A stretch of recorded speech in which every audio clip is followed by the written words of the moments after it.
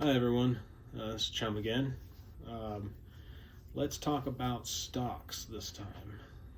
The stock I want to talk about mostly is SOFI.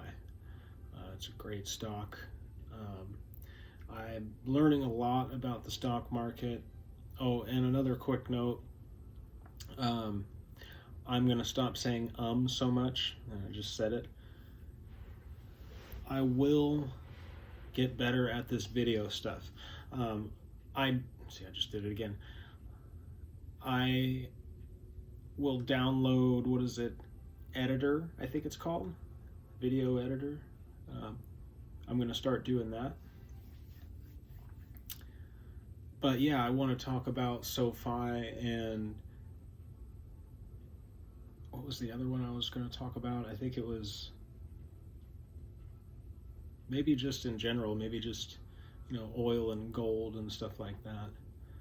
But SoFi, I'm learning a lot right now about just investing in general.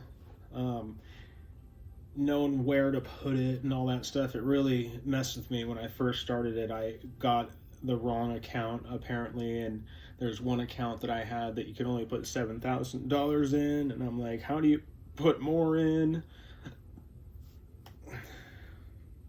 I was an idiot, but I learned, what to do and hopefully mostly what not to do. I'm still learning about stuff still.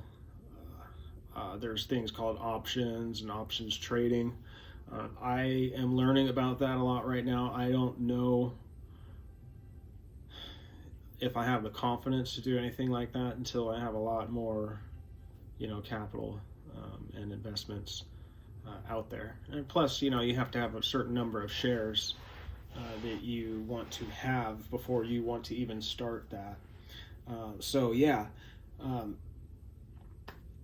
SoFi is a great company, I believe, because what I've looked at and what I've, searched so far is it's also its own bank.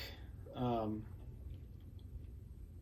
Unlike PayPal and, other companies, I think Robinhood even doesn't own their own bank.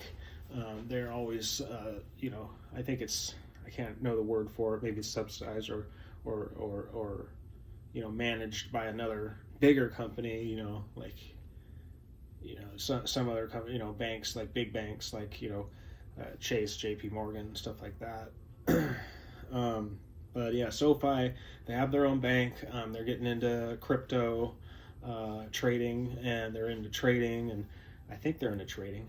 But yeah, they're getting into the crypto market. They own their own, stadium. Like, it's pretty well known. I think, I like sports, so it's well known to me, I guess. So yeah, SoFi Stadium. They are basically, they used to always be more valued and swayed towards the kids going to school and people going to school and getting, financial aid loans and stuff like that. The thing that makes them stand out now, though, is that they own their own bank for one. They're getting into that crypto just now when it's really starting to get big. And they own their bank, crypto. And they also, their person, the CEO, is always out there. He's always, doing stuff. There's some CEOs that they run big companies, and some companies do really good, and you never hear from their CEOs at all. But this guy, he is out there all the time, and he's really got a mind for these things. He used to be part of the NFL. So maybe I'm a little partial to him because I like football a lot. I love football. So he was one of the big wigs in the NFL that ran things. He's done a lot of good. I had it all written down. I don't know where I put it. But yeah, the CEO is an amazing CEO. SoFi is just an amazing company to be invested in. It's even still good. I think it's at about 25 right now, or a little under. I think I got in around $12 or something like that, or 13. I don't remember what my lowest shares are at. But I think I got like 100 shares of SoFi, something like that. but it's still early. I believe it's going to go higher. A lot of people believe it's going to go higher. It's like getting into a bank like Wells Fargo or Bank of America. Back when they started. Of course they were probably, compared to ours, it was like maybe $1 when they started per share, but to go forward in time, it would be the equivalent right now. So if you got in even at $25 right now, it would be a steal for an early bank that's just getting started, and it's kind of ahead of all the bigger banks. And they own their own. It's just a good company to be in right now, just based off of my really small knowledge in the field so far. So maybe take this with a grain of salt.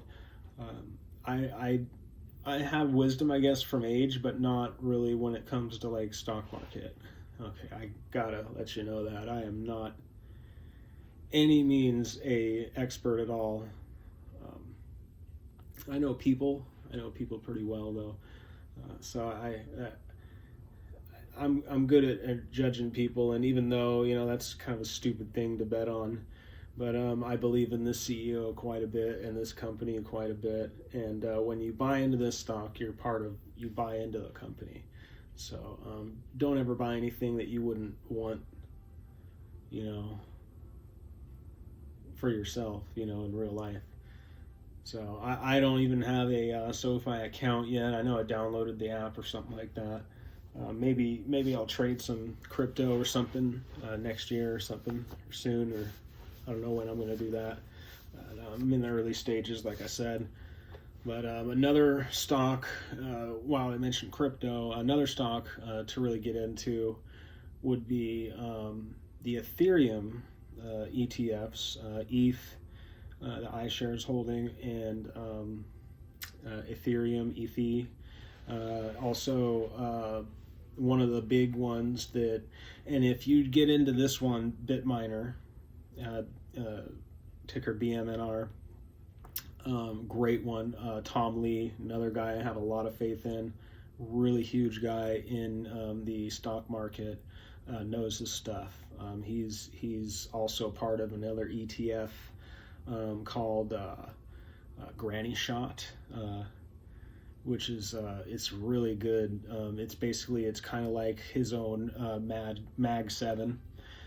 So he's smart. He knows his stuff, and Fundstrat, I think, is his company, and that's the holding that holds that Granny Shot is Fundstrat, and I think he's a COO of Fundstrat. I'm not sure, or if maybe he stepped down from that, but he's the CEO of, I believe that's what he is, or the chairperson of BitMiner. And BitMiner used to be for bit mining, literally what the name is. But now he's taken shares into Ethereum and holding them and just keeps buying. He said he's going to buy a certain amount of $1 billion by, January. So right now it's still even early to get into BitMiner right now. But the thing about BitMiner I will tell you about is you hold it. You buy it and you hold it. Because it's going to scare you. It's going to go up and down. I did it. I'm an idiot, though, so what the hell do I know? But that's what it did to me. If you're just getting into this and you buy something like that, just hold on to it. It's going to drop a little bit, probably. Maybe buy some of the drops. I don't know. You never want to buy anything while it's going down. Usually you want to wait till there's usually a little bit of up, at least a couple little bumps up. You want to really look at those candles really well, and look at the graphs, and really look at those charts. That's what they're there for. Go back years and see how long it was at that price for, and how long people have been waiting to buy out. If you got a price that you're buying down here and you're expecting it to go up here, but say 10 years ago it was up there at that level, so you got to expect those people that have been waiting 10 years, they're going to sell at least some of their shares. They've been waiting that long.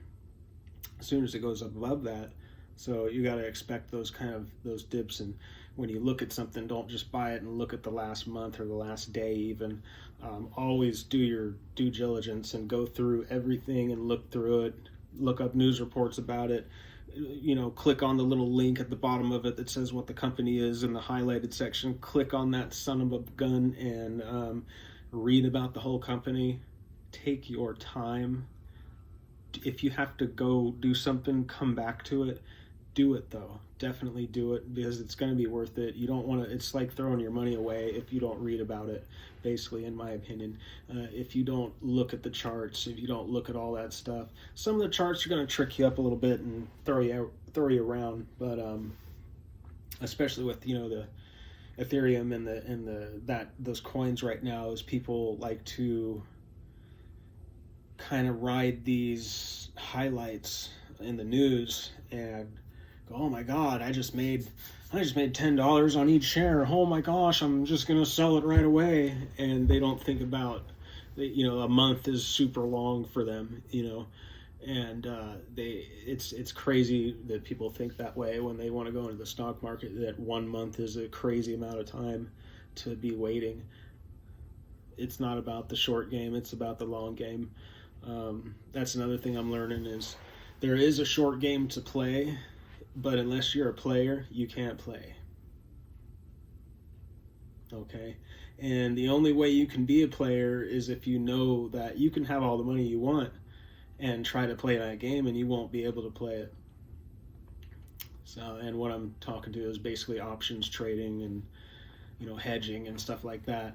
Yeah, if you do stuff like that, you got the money to do it, and I had the money to do it. I know I'm not an idiot. I don't want to do stuff like that and just throw my money out into a big gamble, that could go, trading places style, like just freaking all of a sudden, oranges are bad and it's a terrible bet, and crop report goes south on you or something, and you end up owing your house. No, I'm good on that. So yeah, unless you're a player in the game, you can't play the game. You have to really be smart about this. You can make some money and get out if you want. Hey, if you get scared, you made $200 on, say you got $7,000 in there, not in a Roth.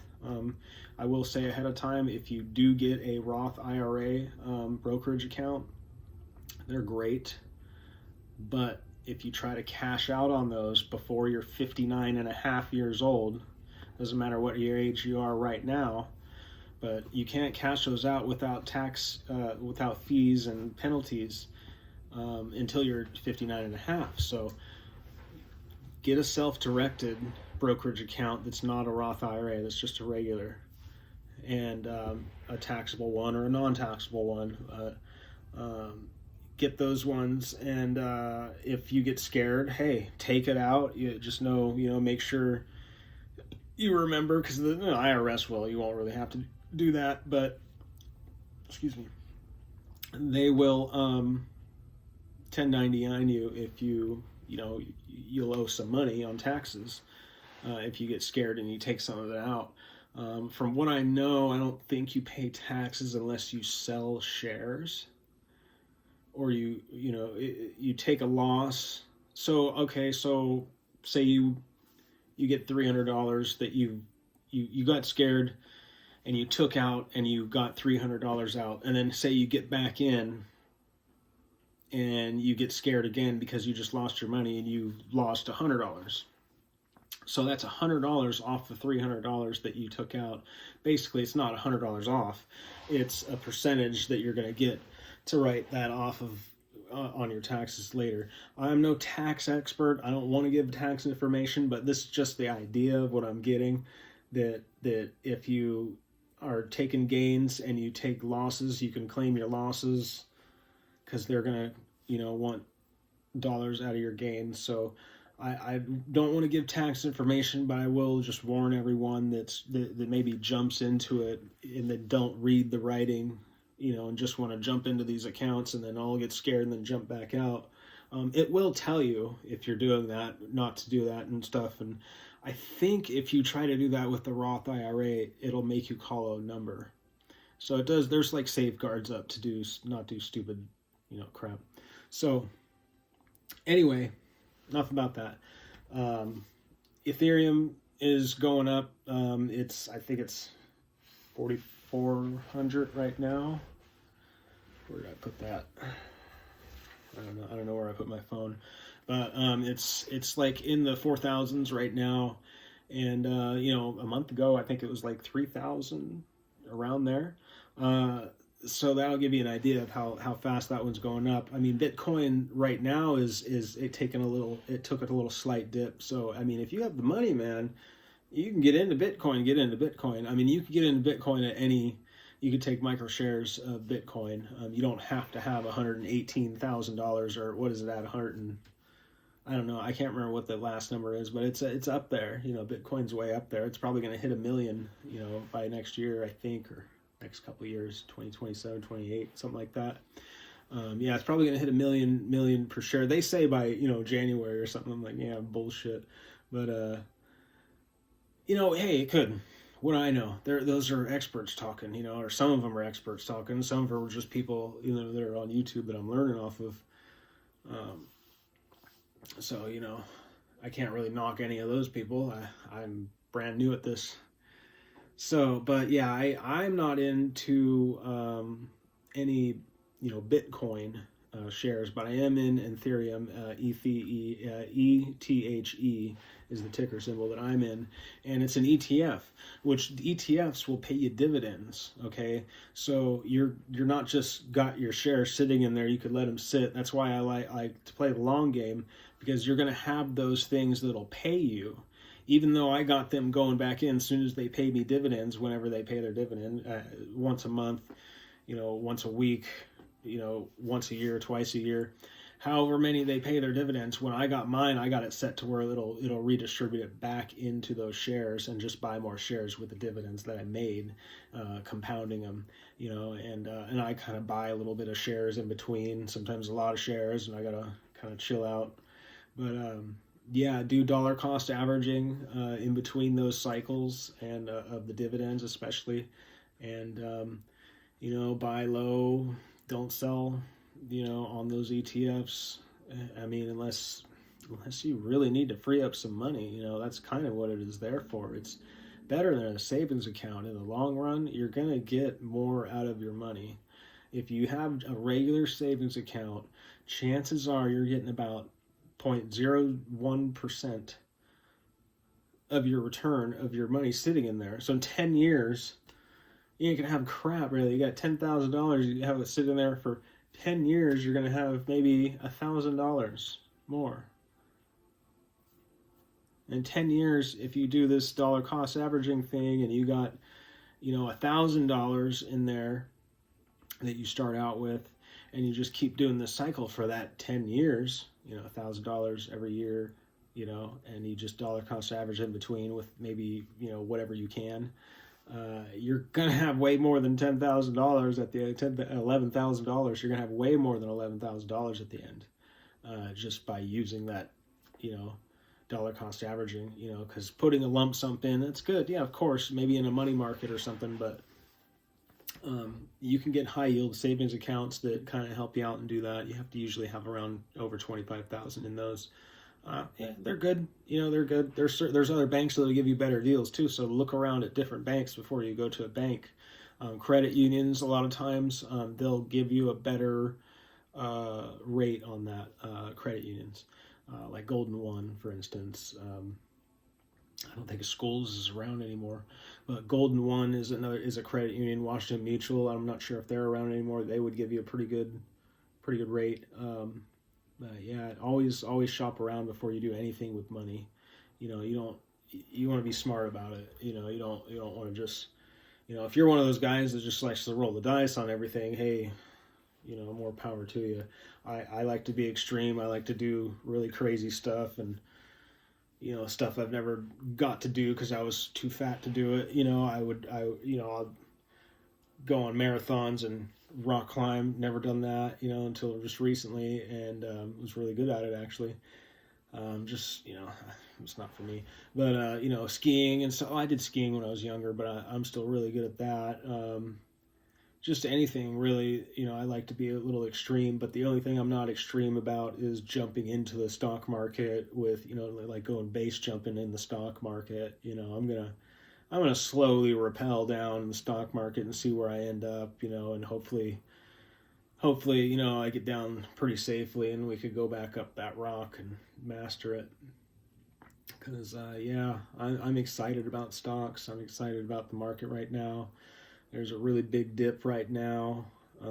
It's historically a bad month for stocks, but if you look at that as an opportunity, it's not bad, really. Build your war chest up until before the 17th or after the 17th, whichever you think this is, if they're going to not cut interest rates or they're going to cut interest rates, how much they're going to cut interest rates, whether the people even care about if their interest rates are cut or not, how much you think they're going to care. There's a lot of factors that go into this because it's the stock market in a way right now I'm noticing myself.